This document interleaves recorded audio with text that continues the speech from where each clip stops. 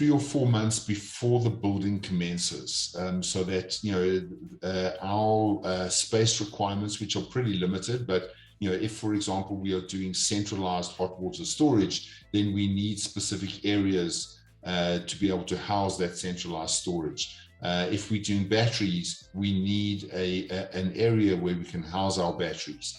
In terms of solar PV, it can be roof mounted, or it can be carport mounted, or ground mounted. It really depends on the developer and the aesthetics that they're looking to create.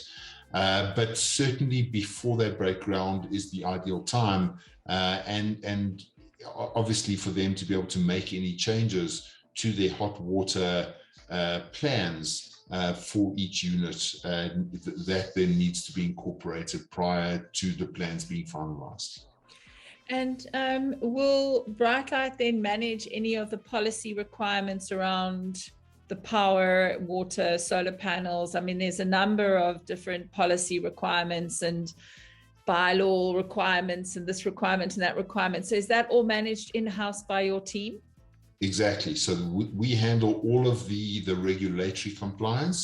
And as I also mentioned, we then ensure and maintain all of our infrastructure for the full period of the contract. Oh, you mentioned you insure and maintain. So from the time that the infrastructure is put in place, that insurance is in place. Correct. And that covers things like damage through from hail, malicious damage, theft, anything like that. That is all included in our insurance contract.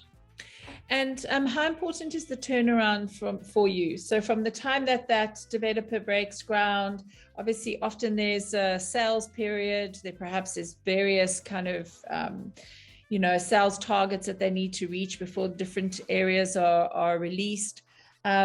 Is there a timeline for yourself or the business and before you have to start generating income off that infrastructure? No, so we'll work with the developer. We understand how developments typically work in multi-phases, and we will then phase our infrastructure installation accordingly. There's no time pressure. We really want to roll out our solutions on a broad scale, and we then understand each developer has their own requirements. We've had some developers where they've said to us, don't impact our levies whatsoever. So we understood that requirement, whereas other ones have said, give us the very best solution that you've got. So it is very site dependent in terms of what we provide. And we are a solutions driven company. So we don't come necessarily with a shrink wrap box of solutions and say, which ones would you like to pick? We present a range of solutions and we say to the developers, this is what we can do for you. How would you like us to incorporate our solutions into your development?